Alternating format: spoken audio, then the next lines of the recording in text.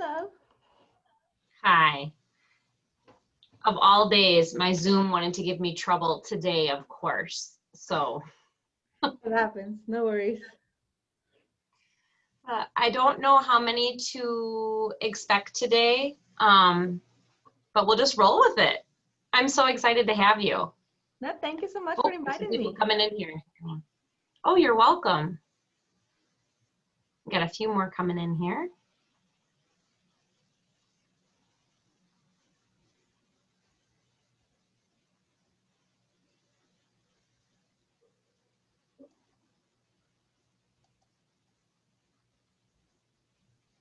Here's one.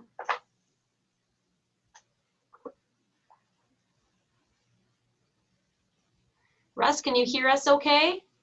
Maybe give us a thumbs up if you can hear us.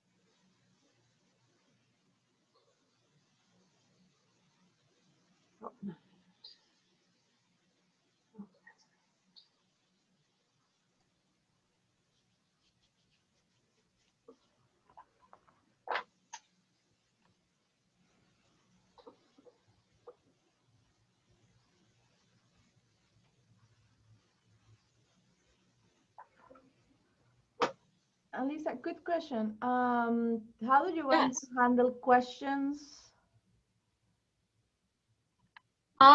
Do you want me to screen share them? So the woman that set up the presentation, she never sent me anything to, so you're saying like a screen share, so there's like a PowerPoint? I have it. I don't know if you want to share it from your screen or should I share that? Are you able to do it from yours? Yeah, I can. Nope. Yeah, Nope. Just say host. no? No. Whole screen. Okay, let me see if I can figure out how to share for you.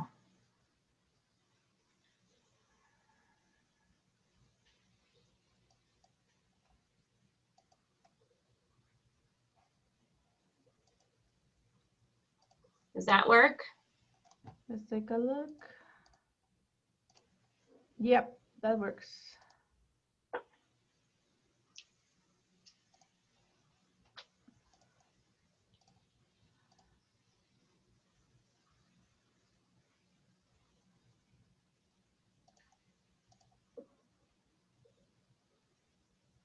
Oh, good. You can.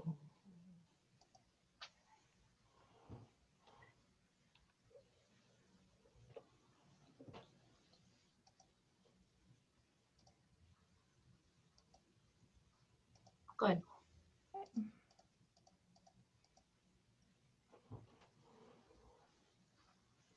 Perfect.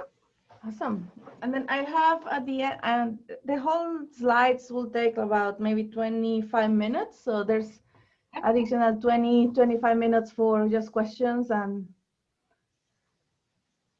then I guess we'll see how. Absolutely. Yeah, that's great. People ask questions. Yeah, thank you. And you'll have to give us a little of your background too. I always like to hear about, yeah. So thank you so much for doing this today.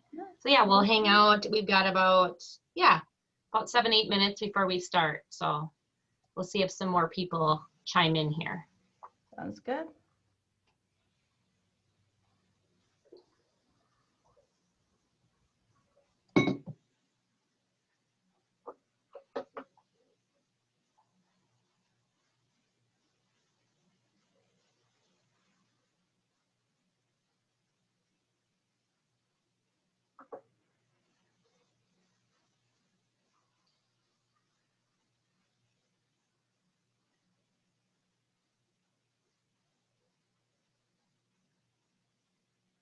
Maria, how do you say your last name?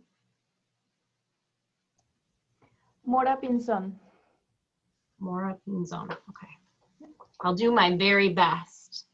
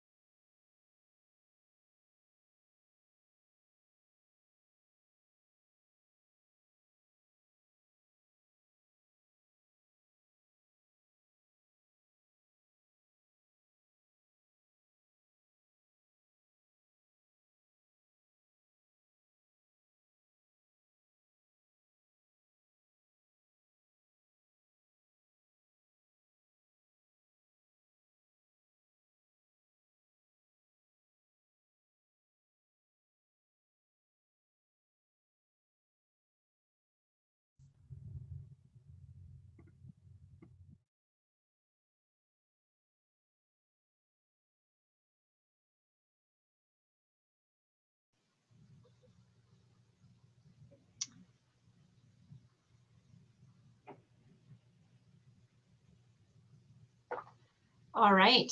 Well, I think we'll go ahead and get started. I just want to start off by saying good morning to everybody that's joining us for this virtual presentation this morning with Badger Talks. My name is Elisa Wiest. I'm the program manager at the Verona Senior Center, and myself, along with probably many of you, are learning how to do all kinds of things virtual these days. I am definitely a little bit new to this world, but I'm learning quickly. So I just wanted to start off by saying thank you for joining us today. I'm just going to ask that everybody does mute their microphones. I will also mute you if need be, but just ask that you mute your microphones. This presentation today, there'll be a presentation for about 20 minutes, and then Maria will leave some room for questions and comments at the end. So I'm just going to give up chit-chatting here and go ahead and introduce Maria Mora Pinzon that has joined us today, and I'm going to hand it over to her. And thank you so much. Thank you so much. It's my pleasure to be here for this presentation. So as Alessa mentioned, my name is Dr. Maria Mora Pinzon. I'm a preventive medicine physician and a scientist at the University of Wisconsin. As a preventive medicine physician, my role is usually looking at the evidence and see what can we do to make things better. How can we prevent diseases, or how can we treat diseases in a way that people get the best care that they can? And today we're going to be talking about memory issues and brain health. It's a topic that there's still a lot that we don't know, but also there's a lot of things that we do know. And I hope that we have enough time for questions at the end. And also, I just want to talk a little bit about Badger Talks, since I'm really excited. This is my first Badger Talk online. And it's a great way for us at the University of Wisconsin to share the things that we know about the world, or the research that's happening at the University of Wisconsin. If anybody wants to check what type of faculty or what type of topics are available, just go to the website, badgertalks.wis.edu. There are over 250 faculty and staff that have expertise in many, many topics. So it's a great way for us to share a little bit of what's happening. And I would love to hear your questions later. Yes. So getting to the presentation for today. What's brain health? Brain health, we refer to that stage in which every individual can do things, can function in daily life. They can remember things, solve problems, stay connected with family and friends, and just have a fulfilled life. But then that topic is very broad. And today we're going to be talking a little bit more is what happens when we don't have good brain health. And the first point that I want to make is that memory loss, changes in behavior or speech are not normal. It's very common when we see our parents, grandparents, oh, they're just getting old. That's why they don't remember things, or they're getting very stubborn. It's not normal. There's a point where certain things become an issue, and that's what we define as dementia. Dementia is the loss of cognitive functioning or behavioral activities that interferes with a person's daily life. And I want to really emphasize this point.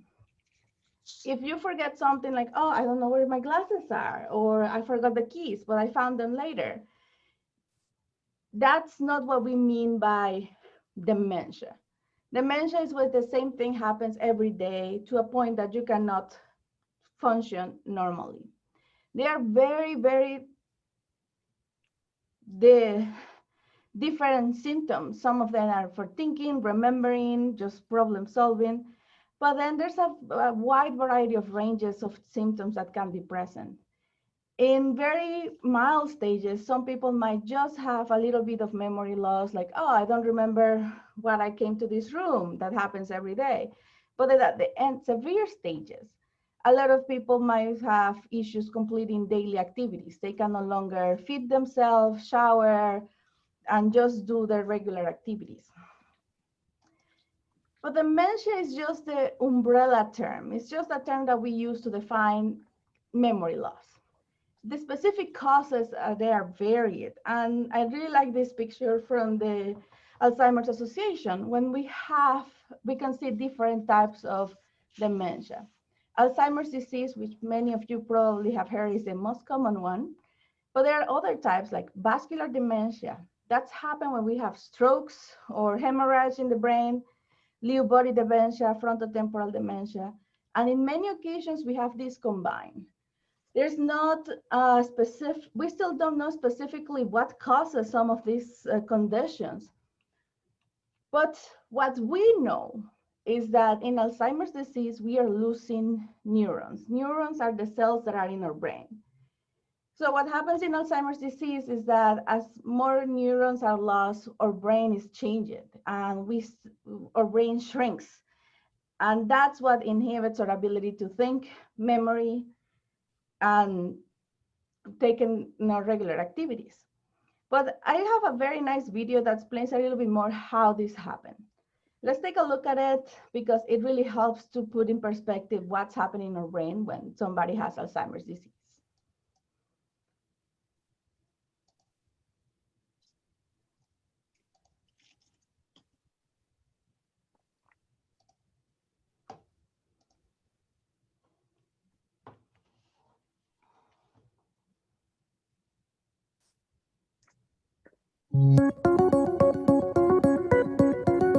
In healthy people, all sensations, movements, thoughts, memories, and feelings are the result of signals that pass through billions of nerve cells or neurons in the brain. Neurons constantly communicate with each other through electrical charges that travel down axons, causing the release of chemicals across tiny gaps to neighboring neurons. Other cells in the brain, such as astrocytes and microglia, clear away debris and help keep neurons healthy. In a person with Alzheimer's disease, the most basic form of dementia, toxic changes in the brain destroy this healthy balance. These changes may occur years, even decades, before the first signs of dementia. Researchers believe that this process involves two proteins called beta amyloid and tau, which somehow become toxic to the brain. It appears that abnormal tau accumulates, eventually forming tangles inside neurons. And beta amyloid clumps into plaques, which slowly build up between neurons.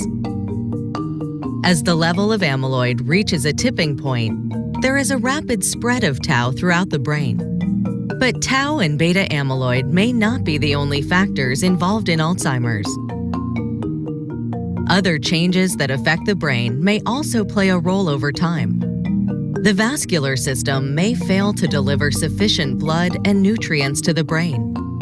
The brain may lack the glucose needed to power its activity. Chronic inflammation sets in as microglial cells fail to clear away debris, and astrocytes react to distressed microglia. Eventually, neurons lose their ability to communicate. As neurons die, the brain shrinks, beginning in the hippocampus, a part of the brain important to learning and memory. People may begin to experience memory loss, impaired decision-making, and language problems. As more neurons die throughout the brain, a person with Alzheimer's gradually loses the ability to think, remember, make decisions, and function independently.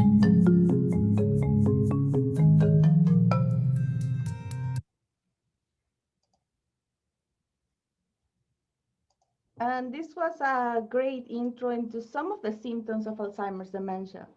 So we know memory loss that disrupts daily life, confusion in time or place, when somebody gets lost on their way to the supermarket or takes a very, very long way to get there because they don't remember how to get there before. When you ask somebody, what year is it? And they say 2017, that's another example. Changes in mood and behavior. So I'm Latina, and sometimes we say, they're just getting stubborn. That's normal. It's not normal. Sometimes when there's a significant change in behavior, that's something that should prompt us to talk to a doctor. Difficulty in performing tasks. And I really like to give an example of a recipe. If my grandmother has all her life prepared the same cake and she used the same ingredients and it's always fabulous. And now the last few times she couldn't remember what was in the cake or how she did it, or she just forgets steps. And it was really hard to keep doing those things. Sometimes when people stop doing things that they used to love, might be a sign that something's happening. Poor or decreased judgment. A great example of this is we're in the middle of summer, it's 95, and somebody goes out with a winter jacket. Or vice versa. We are in the middle of Wisconsin in winter, and somebody goes out in flip-flops. Misplacing things. What I want to emphasize, this is not just, oh, I forgot where my keys are today, but I found them later. This is that every day something else goes missing and people don't know where they are, where things are. And difficulty finding the right words. This again is not about, oh, what do you call that thing? This is when the things happen every day, and it's even difficult to have a conversation. But Alzheimer's disease does not affect everybody equally. Right now, there are estimates that about 10% of white Americans have, above 65 years old, have Alzheimer's disease or a related dementia. But that's 12% for Hispanics and 14% for African Americans. What we know is that as we're living longer, the numbers of people affected by Alzheimer's disease increase. And that's very, very important, and one of the reasons why we need to make sure that we learn what's happening, because this Alzheimer's disease affects not only somebody with the disease, it's also the family and the caregivers. So what are some of the risk factors for Alzheimer's disease? The most important one is age. As we grew older, the chances of developing Alzheimer's disease increases. This does not mean that just because you're getting old, you're going to develop the disease. Again, I said before, about 10 to 14%. But it's more common the older you get. Genetics. There's some types of dementias, and not only Alzheimer's disease, that have a genetic component. This means that if your family member had it, father or an uncle or an aunt, you might have an increased chance to have it too. And it's important to talk to a doctor about this. This changes a lot depending on the condition, but also is affected by other factors. I cannot tell you that just one of these things causes dementia, because it's not. Usually it's multiple things present at the same time. Things like smoking increases the possibility that you develop Alzheimer's disease. Health conditions like high blood pressure, high blood sugar, or diabetes, that also affect the frequency of Alzheimer's disease. So when is the right time to talk to a doctor? And I mentioned this before. Let's take a comparison point here. What's normal and what is Alzheimer's disease that might be a good time to at least talk to a doctor? Making a bad decision once in a while. Oh, I left my house today without an umbrella and it's gonna rain. That's okay. Alzheimer's disease, making poor judgments all the time. I forgot my winter jacket and it's in the middle of winter, and this happens every day. Missing a monthly payment. Right now, life's stressful, there are many things happening.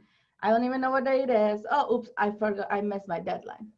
But when taking care of the bills and other paperwork gets very, very, very hard, that comes 2-3 months and somebody hasn't made any payments, things that they didn't have any issue before, that's where we need to think about talking to a doctor.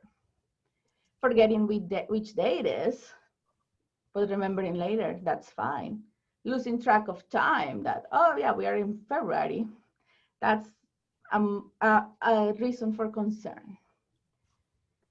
Misplacing things, and again, if I misplace my glasses or my pen, it's okay.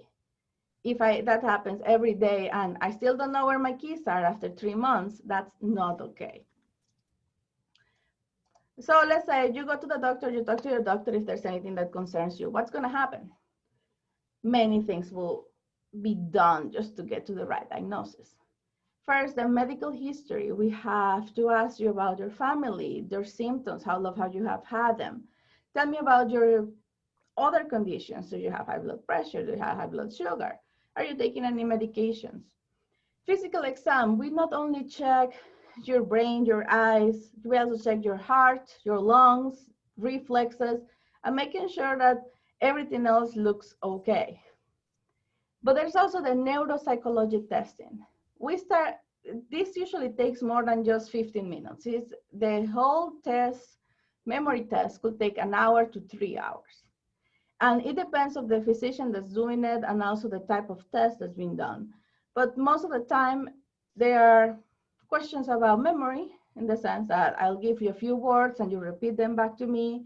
I ask you to solve some puzzles, or we can even do a little more specific testing when I tell you a story and you tell me what you remember about it. But we also do some blood testing and brain imaging. The purpose of these two is mostly to see if there's any other cause. Not all of the memory issues are due to dementia. Many occasions, this can produce by things that we can treat. Example, sleep apnea. If you don't sleep well, you have trouble remembering the next day some things. But if we make sure that you have a CPAP and you lose weight, then many of the symptoms might resolve. And that's the purpose of the blood test and brain imaging, just making sure there's nothing else happening. About treatment, we don't have a cure for Alzheimer's disease, but we do have a lot of treatments available for many of the symptoms. And it's important to talk to a doctor because part of the treatment is also making sure that families and caregivers have the resources that they need. There's a lot of emphasis on making plans. As the disease progresses, a lot of people cannot take decisions by themselves, or they cannot tell you what's happening to them. So making those plans of what are we going to do, or how are we going to manage the crisis, that's part of the treatment too. But I think as a preventive medicine physician, for me, the most important thing is how to keep you healthy. And the first question is always, can I prevent this from even happening? And the answer is yes. We know that by modifying 12 things, we might prevent or delay 40% of dementias. And a very good way to remember this is what's good for the heart is good for the brain. The things that we do for our heart also help our brain and decrease the risk of dementia. And I'm going to tell you only a handful of the things that we know they work. And they work not only for the brain, they work for all your body. Exercise, biking, dancing at home, hiking, any activity that makes your heart rate go a little bit up, but also make you break a sweat. Those are good things. Of course, you need to talk to your doctor if you can break a sweat or what type of activity will be safe for you. I cannot tell you what's the minimum amount of exercise. What we know is any exercise is better than no exercise. All of the studies that we have had, we see that people is they're more active, they have lower risk of developing Alzheimer's. So, but there's not a minimum number. We are still doing a lot of studies to figure out what's the minimum amount. Controlling your blood pressure. There was a recent study just a couple of years ago. We found the Sprint Mind trial found that by lowering your blood pressure under 100, the systolic blood pressure under 120, people had a lower chance of developing mild cognitive impairment, which is usually a stage that's before dementia.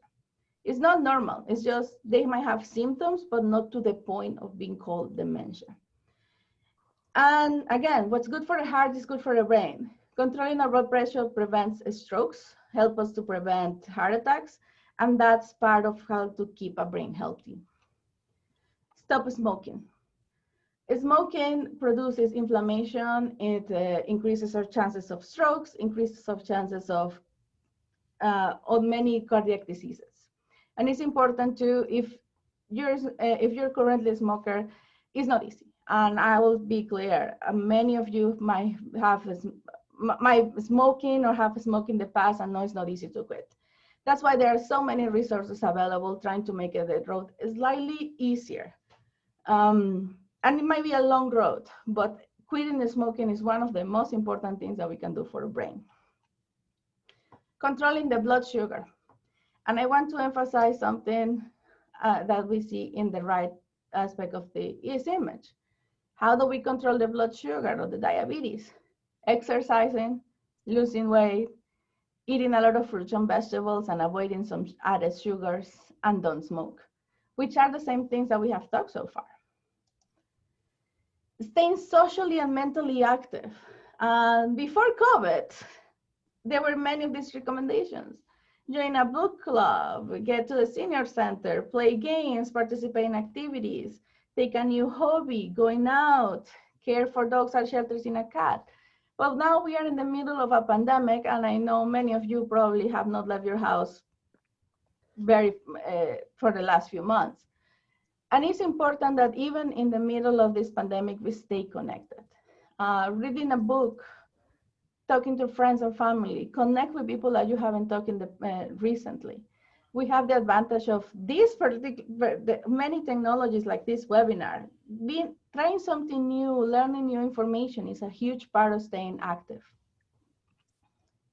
Use of hearing aids. If you have had any issues with hearing, the use of hearing aids have shown that it decreases the risk of Alzheimer's for those with a hearing problem.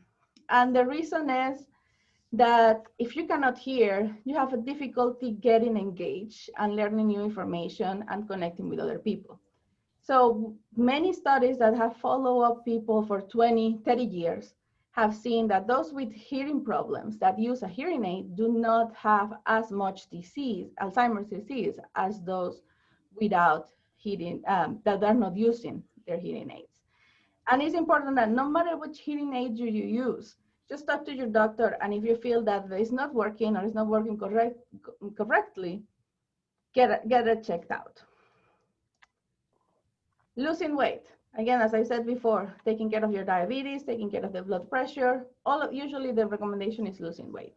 But I don't want you to emphasize too much that if I'm not losing the pounds, I'm not doing it correctly. It takes a long time to lose the pounds.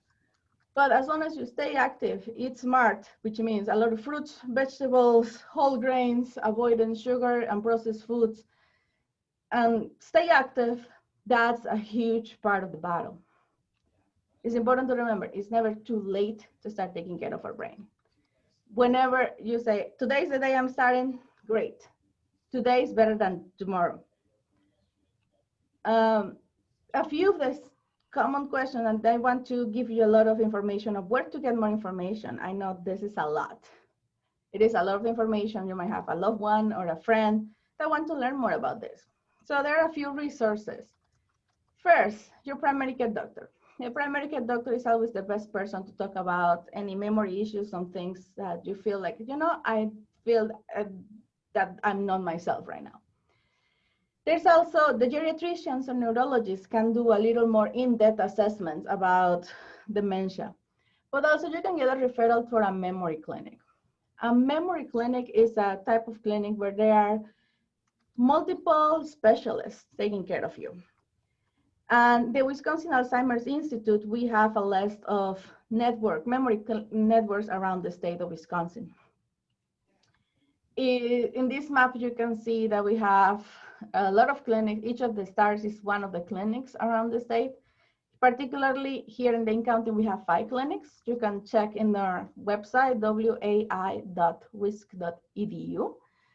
And for each clinic, you will see the address, the phone number, and the physicians that are, and the team members that are involved.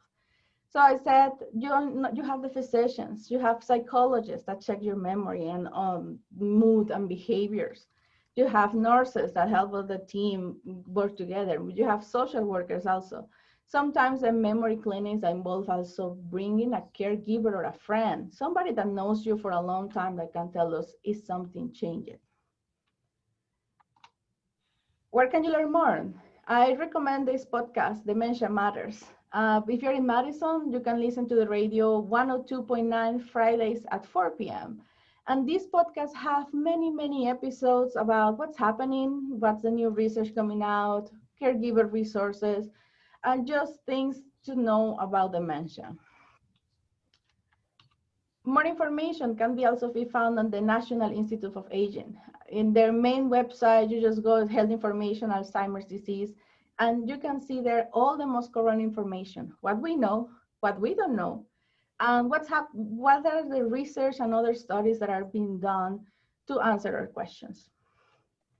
Here, more locally in the Alzheimer's Disease Research Center, which is part of the University of Wisconsin, you also will have a lot of information on what's happening, resources, but if you want to get involved or learn more about what's happening or research studies in the area, this is a good place to start.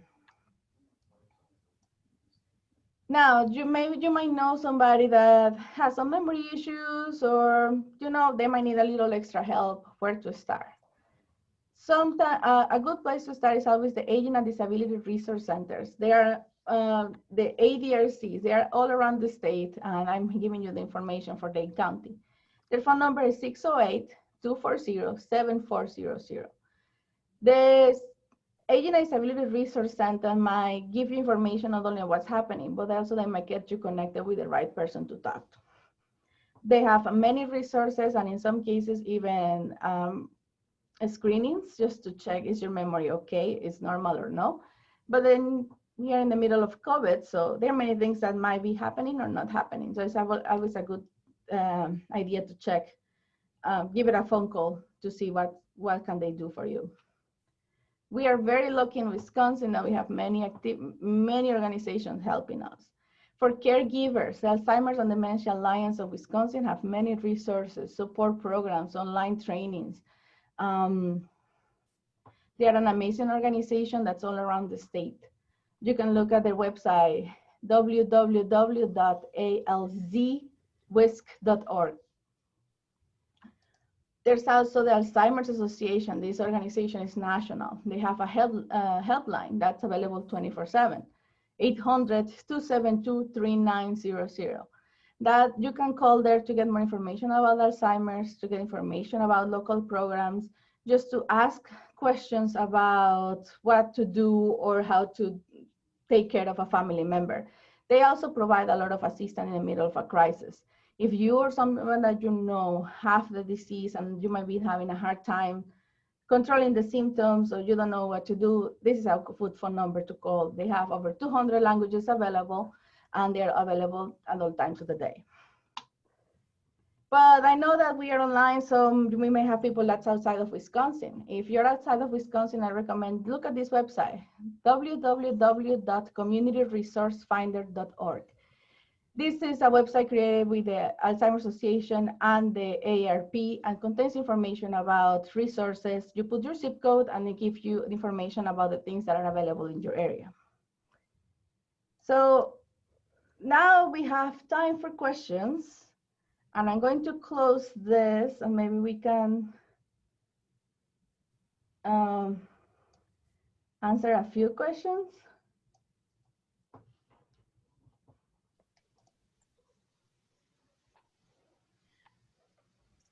Are you able, Maria, to see the chats at all?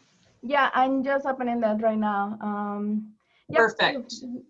For those of you, you can answer questions. So there's a question. Years ago, there was a NOMS Alzheimer's study that did not show a perfect correlation between physical deterioration of the brain and normal daily functioning. That is, some NOMS with badly damaged brain show no symptoms while they were alive. Has this ever been explained? Yes. And let me give you an example first. Let's start with that.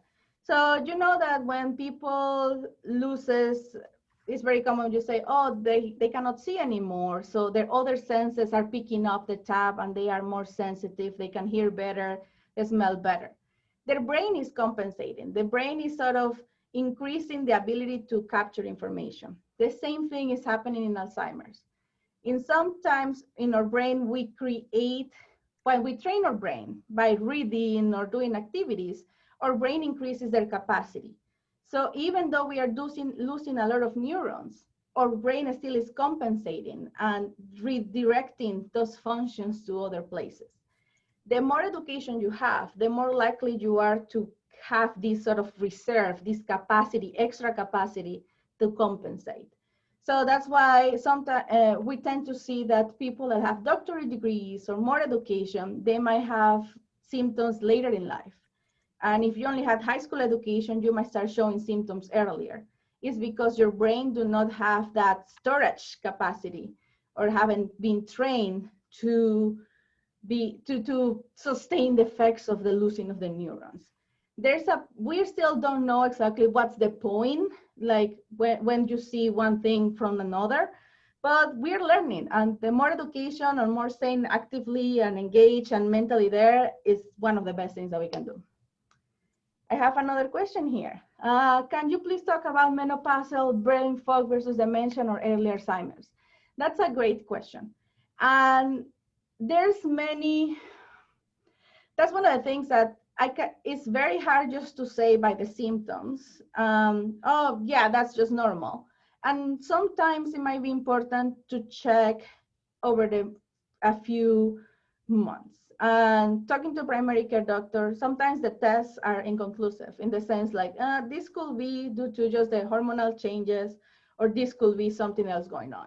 I might not tell you the first visit, yes, this is what it is, but it's about checking, regularly checking. Sometimes it's every 6 months, sometimes it's once a year, to see how things are changing.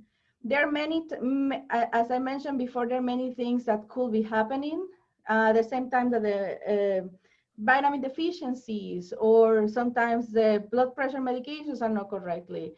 All of these things play a role. So yes, sometimes it's a little confusing which one is it, and sometimes time is the only thing that we have to tell us. There are many tests, and every day we have something better. For example, in the next 5 years, we hope to have a blood test, and we will be able to take a blood sample and tell you, yes, you have the proteins for Alzheimer's, you might have Alzheimer's. We are not there yet, but we hope that over the next 5 years, we'll get that information to you so we can make a better differentiation of symptoms.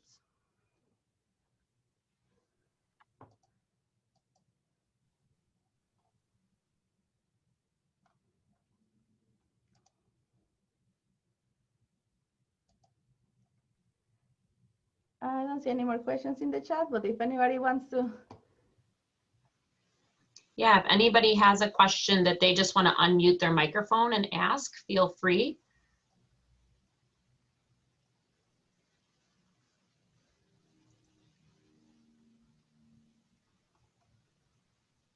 Hi there, I have a question. Can you hear me? Yes. Okay. You talked a little bit about lifestyle factors, which of course I think everyone is acutely interested in, given that there's no cure. And I think that there are some maybe Scandinavian studies that are exploring the link between lifestyle factors and Alzheimer's risk a bit more. I guess I was interested in what kind of research is going on that, for example, underlies your slides about how much the risk can be reduced. Are there individual studies exploring lifestyle factors, or is it more of a combined approach of doing a lot of things, I guess, as your list implied? That's a very good question, and the answer is all of the above. So right now, the main study that we have is as you mentioned, the Scandinavian study was the finger trial. So they did a bunch, combined lifestyle factors, and they show an improvement. Now that's been replicated across the world. And here in the US, we have 5 locations. That's the Pointer study. So they're trying multiple things simultaneously. It's not only weight, it's not only blood pressure, it's more like all of them together. But that's just one study. Many other studies are trying each specific one. For example, here at the University of Wisconsin, we have an exercise study. And it's been testing different types of exercises, or also exercise versus no exercise, and following people across time. There's other places that are doing just dietary restrictions. There's other places that are doing only mindfulness. There are other places that are doing only this. At the end, it takes a long time because to really get the information, and it's sometimes hard to compare. Because if I'm doing a good job at eating healthy and doing exercises, that also means that probably I'm doing very well with my blood pressure and my diabetes. So all of these things are connected. And as time goes on, we combine all of that information and see, well, in general, it seems that this might be the pathway or the reason, but we don't have enough data right now to say which one it is. Is it the exercise, or is just the blood pressure control? Is it the diet versus the exercise? Which one it is, we don't know yet, but we know that in combination, they work very well. Okay, thank you. Thank you for the question.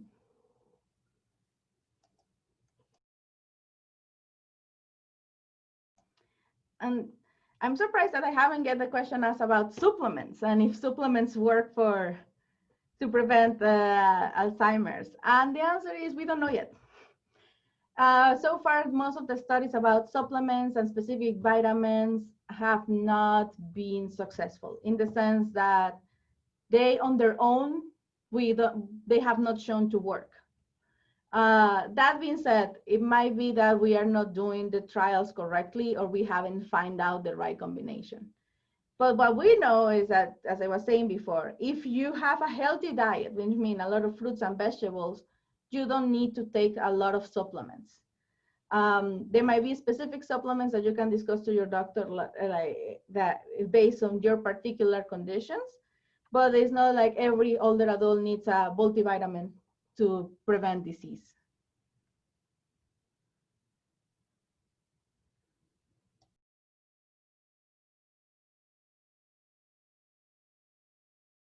A couple more questions here in the chat. Do we know if Alzheimer's is a modern, unique new disease or simply that it hasn't had a name before now? It's been going on for a long time. The first studies were in the early 900s where people started to notice changes in the brain after when people die. I think what has changed is that we stopped saying it's just normal. We started recognizing that this is not normal. Not everybody loses their memory. Not everybody has changes in behavior when they get older. So that's, I think, one of the main things. The second thing that's happening, we are getting better at recognizing the disease, and we're getting better at finding the changes in the body. Before we never could see inside our brain. Now we have CT scans, magnetic resonance, all of these studies that we can tell us if something's happening or not. What age is considered early Alzheimer's? If a person is predisposed to that, does any of the prevention matters? That's a great question. So Alzheimer's might be older after 60 and early before 60. That's sort of the rough number. Does prevention matter even if you are in the early Alzheimer's? It does, in the sense that this is a disease that's not just one thing. It's usually multiple things acting together. Even if you have a predisposition, like my family members, I have 4 or 5 family members that have had Alzheimer's early in their lives, and can I even prevent it?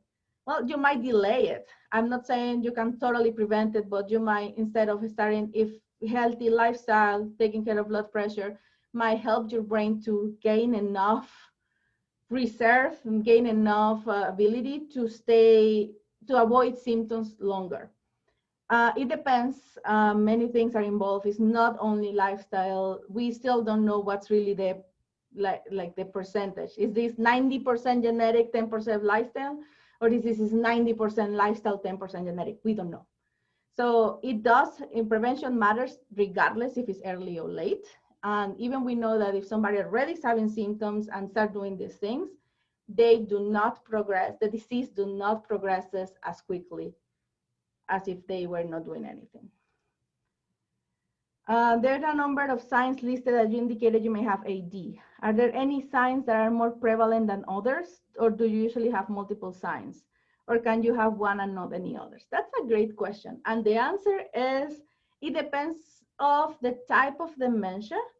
It depends of the Alzheimer's disease and if it's with something else. The most common thing I'll say is when people say is changes in mood.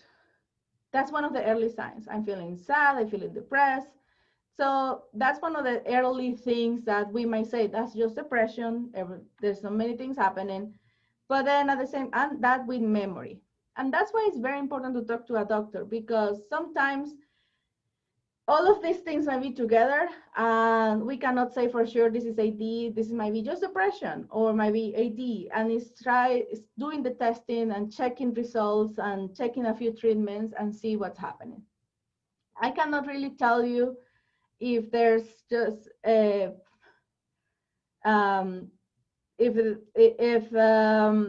everybody has multiple signs. Sometimes also people is very good at hiding them.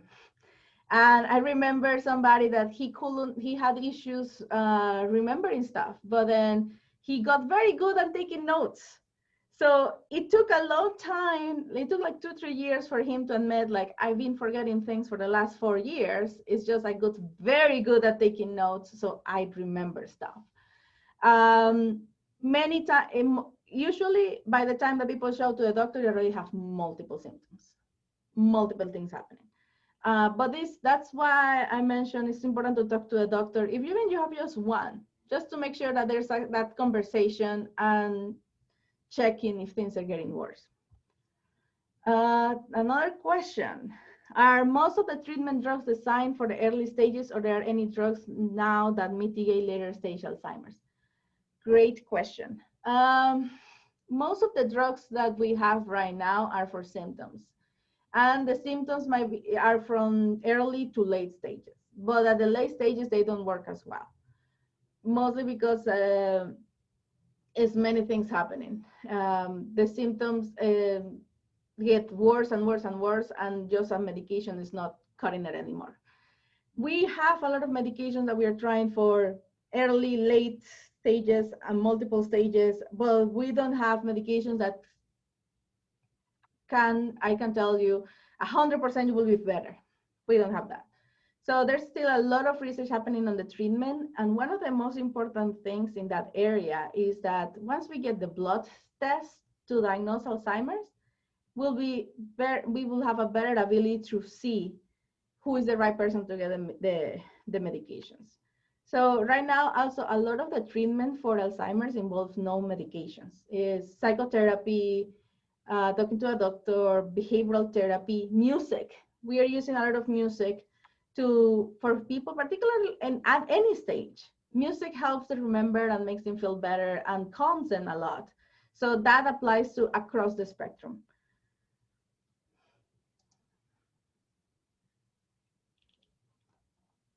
These are great questions, by the way.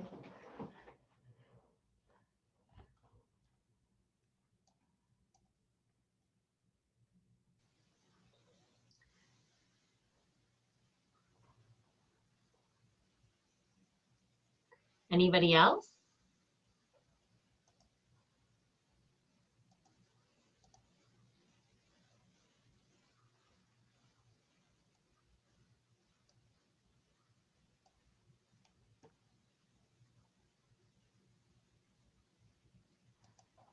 Yeah, go for it. If you have another question, you go for it. Yeah, go for it.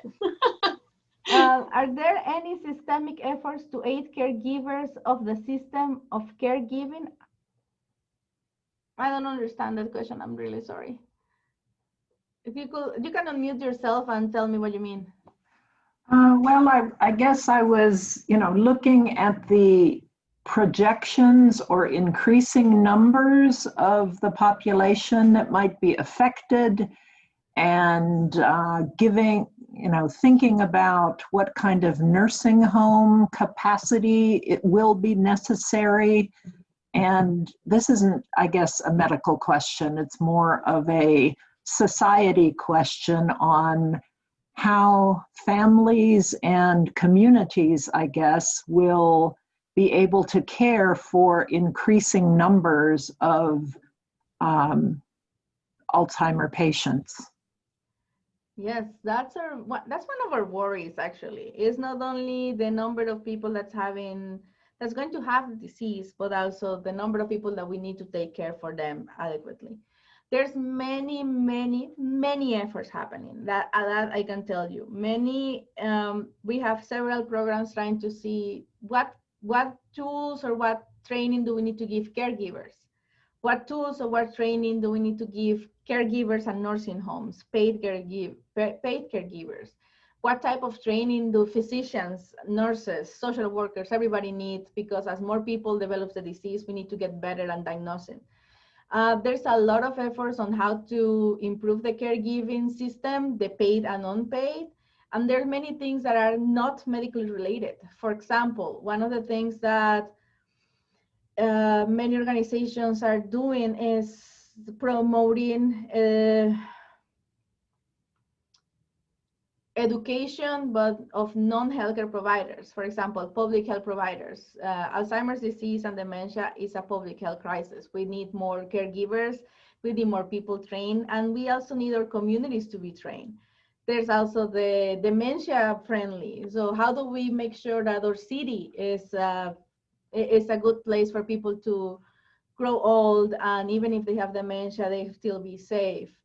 For example, training for staff at the bus drivers, training for police, firefighters, EMS, so they can recognize dementia, or they can make sure that somebody, they give the best treatment to somebody. Because I remember what I said, that sometimes somebody with dementia can get stubborn, they can get aggressive, they can get violent, they might get just wandering, they might just end up in the middle of nowhere.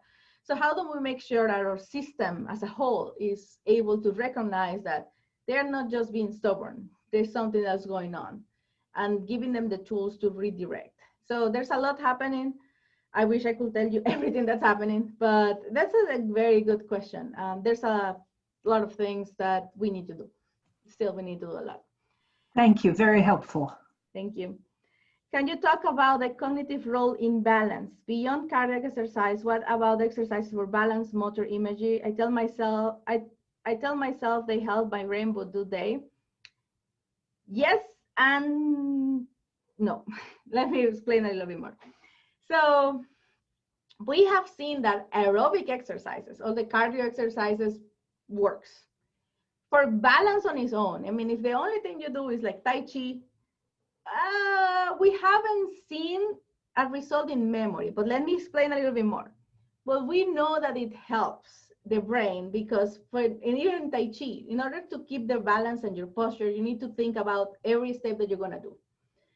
And to keep your balance, you need to think, okay, I need to 1 feet first, and there's nothing on the floor. And these type of activities that keep your brain thinking is like, what's the next step, or being aware, that helps the brain. So it just, when I say yes and no, it's like it helps some things, not all of the things. So the exercise, the cardio exercise helps because it also increase the blood flow to your brain, and you have more blood to your brain, and that helps give nutrients to the brain. The balance helps by keeping your brain activated and thinking on the list of things that need to happen. So that's part of staying mentally active. So, and also, if the balance is very helpful, because if you increase your balance, you are also helping your brain, because you reduce your risk of falling. And if you reduce your risk of falling, then you don't have a head injury, which also affects the brain. So, yeah, and as I put it, helps with falls for sure. So it does help, but they might, if you look at the research in detail, they might say, well, but it's not as good as cardio, but it's good. That's an awesome question.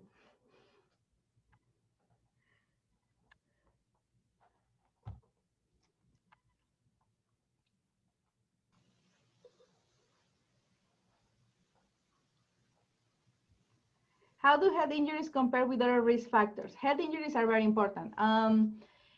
So repeated head injuries increase the risk of dementia. And that's why we've seen many NFL players from the 60s, 70s, and 80s, and they are just 50 years old and they are already having dementia symptoms. So when you have multiple injuries, you're increasing your risk of dementia. If it's just one and only, we're still not sure. If it's one that happened in childhood versus an older, we're still not sure. But if you have a head injury and you have some bleeding in your brain, that increases your chance of dementia. By how much, we don't know yet, but we know that it's not good.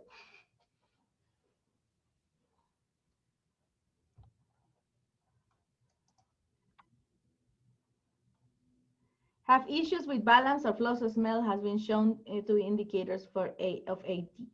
Balance, it has. But it's not in early stages. Well, let me reframe that. It depends on the cause. And remember when I say AD sometimes might be combined with other things? So a couple of other causes of dementia, they have issues with balance very early.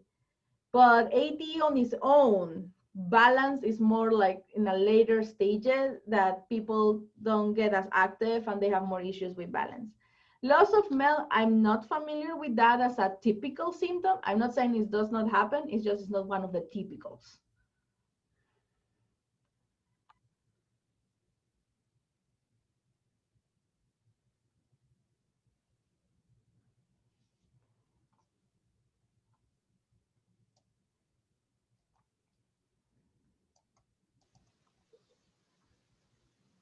Anyone else? Those questions were amazing. Oh, here's One another. more. Nope. How severe of a head injury matters? Have that been measured? For example, you mentioned football players. Did the studies involve actual concussions? That's a hard question to answer because we know some things, but it's not the same.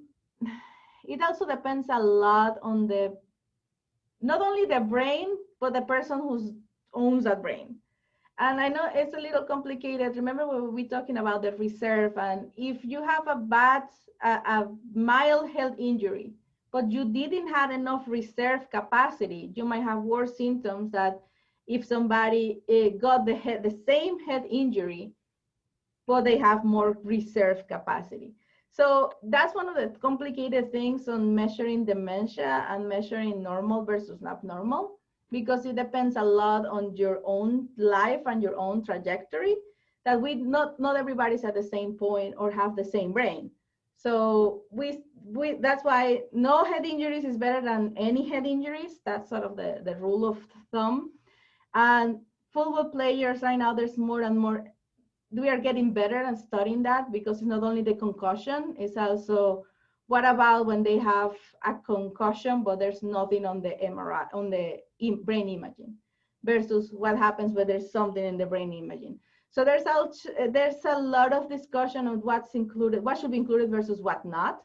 Many of the times, right now we're getting better at tracking those things. We cannot track those things that already happened.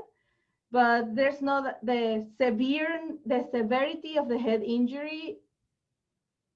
It has been measured. It's just there's a lot of data depending on who are we talking about. Are we talking the severity in a 17 years old versus a severity in a 90 years old?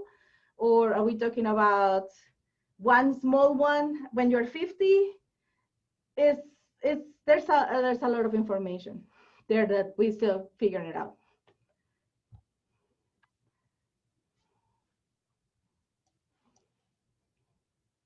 Those are great questions.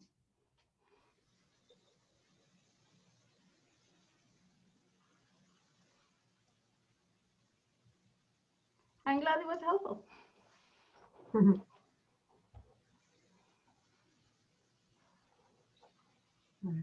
Well, sounds good. Well, then we will wrap up for today, but I personally want to thank you, Maura Pinzon, for doing this with us today. I learned so much. I hope everybody that joined this presentation today learned so much. And the resources that you provided, I'm wondering if there's some way, maybe, I don't know, is there a way to like share the PowerPoint? Mm-hmm. I'm not sure. Okay. I'll send you the PowerPoint. Yep, and feel free to distribute the resources. I think there are many, many nice things happening out there, and it's a lot of good information. Yeah. So if anybody, and that's why I gave you a lot of the phone numbers. I know sometimes it's hard just to look in. I'm in my phone trying to get to a website. That's not gonna work. So the phone numbers are always a good resource. I'll send you the presentation, and I think anybody over the can ask you for more details. Sounds good. All right, well, everybody, thank you for joining us today. Have a wonderful rest of your Monday. Happy brain health. Do things that are good for you, right? Yep. It's always, I mean, you can't hurt, right? Can't hurt to do things that are good for you. I certainly try, you know, and yeah, so thank you again so much. Everybody have a good day. Stay safe. Bye-bye.